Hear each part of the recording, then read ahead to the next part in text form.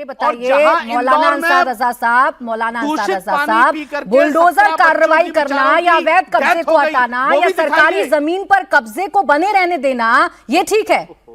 40-50 साल से अगर किसी ने मकान बना लिया तो उस कब्जे को ना हटाएं क्योंकि वो 40-50 साल से रह रहा है, अगर है तो वो अवैध कब्जा ना।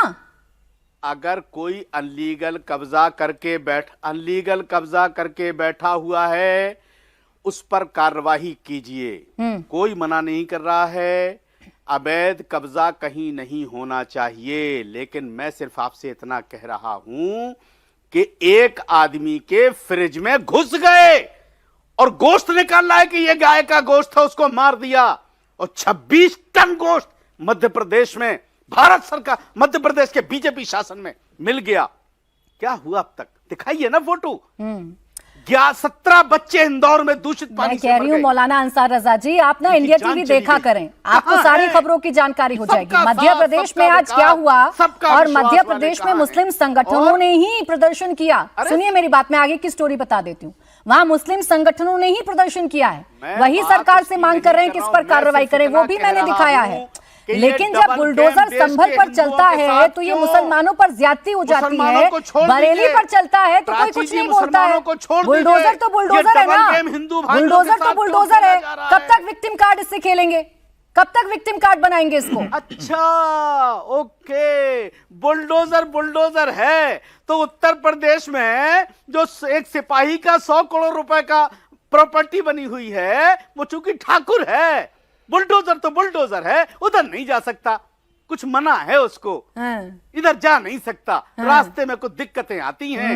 मौलाना अंसार रजा जी, बड़ी डीप नॉलेज है आपको उत्तर प्रदेश की, और ये सरकार अगर वाकई में किसी सिपाही को बचा रही है तो यहाँ बैठकर उसका नाम लेने की बजाय आपने तो शिकायत करनी चाहिए। सर, अवैध कब्जे पर अगर आपको इतनी चिंता है तो शिकायत करनी चाहिए, आपको बताना चाहिए कि भाई इस पर कार्रवाई करें। आप ही ने तो कहा इस देश में अदालतें हैं, तो जाइए ना उन अदालतों का दरवाजा एक बार खटखटाइए और एक्सपोज कर दीजिए अजय आलोक जी और उनकी सरकार को, योगी आदित्यनाथ को। रुक जाए थोड़ा, एक छोटा सा जवाब दीजिएगा अजय आलोक जी, फिर रोहित जी फौरन आ रही हूँ आपके पास। मतलब बीजेपी को बचाने का जो तरीका मीडिया का है, अंसार रजा जी ने कहा है, अब आप किसको बचा रहे हैं ये समझ में आ रहा है, आप जिसको बचा रहे हैं ये समझ में आ रहा है।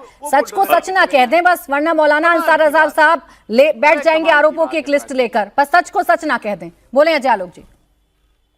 मैं कोई आरोप नहीं लगाता। भोपाल की घटना का आपने जिक्र कर ही दिया। वहां के मुसलमान उतर के उस मुसलमान के खिलाफ प्रदर्शन कर रहे थे जो 26 टन गाय का गोश्त भेज रहा था।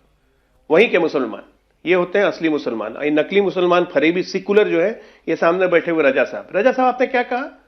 योगी का मन बड़ा निर्मल होता है, बहुत कोमल होता है। तो क्या मतलब है कि योगी को अपना फर्ज नहीं पूरा करना चाहिए? नहीं होता क्या? हम तो अली साहब को संत का पैगाम मानते हैं, पैगंबर का दूसरा नाम मानते हैं अली साहब को। लेकिन जंगे करबला में क्या उन्होंने कत्लेआम नहीं मचाया था? एक शूरवीर लड़ाके बन के नहीं निकले थे? तो उन्होंने गलत कर दिया अपना फर्ज निभा के? क्या बात करते हैं आप? भगवान शंकर ने विश्वास नहीं किया था? कहां से मौलाना बन गए? कौन सी तकरीर कर रहे हैं? कौन सी तकरीर कर रहे हैं? योगी का मन निर्मल होना चाहिए। देख लीजिए योगी कैसे होते हैं। योगी वही होते हैं जो अपना धर्म का निर्वहन करना जानते हैं। आपके जैसे लोग मौलाना गलती फर्जी हैं।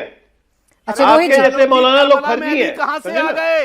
अच्छा, आ रही हूँ मौलाना साहब, आप इस पर काउंटर कर लीजिएगा। रोहित जी को चर्चा में ले आती हूँ क्योंकि रोहित जी बहुत देर से इंतजार कर रहे हैं। रोहित जी, बहुत गंभीर आरोप सरकार पर लगते हैं और वो आरोप बार बार यही लगते हैं कि बुलडोजर वहीं चलता है जहां राजनीतिक फायदा दिखाई देता है।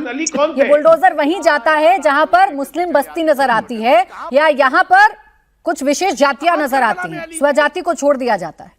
कहां करबला में अली थे भाई? रांची की उत्तर प्रदेश की जनता ने पहली बार बुलडोजर एक्शन जब देखा था तो वो समाजवादी पार्टी का कार्यकाल था 2016 का, और जब समाजवादी पार्टी के ही पीडीए समाज से आने वाले रामपाल जी के सीतापुर में उनके होटल के ऊपर बुलडोजर चला था, और उनके लखनऊ स्थित कोई कमर्शियल कॉम्प्लेक्स के ऊपर बुलडोजर चला था, जब वो अखिलेश यादव जी के कार्यालय पे जाके लेट गए थे रामपाल जी, और उसके बावजूद इन्होंने कहा था कि साहब वो अवैध है तो हम गिराएंगे।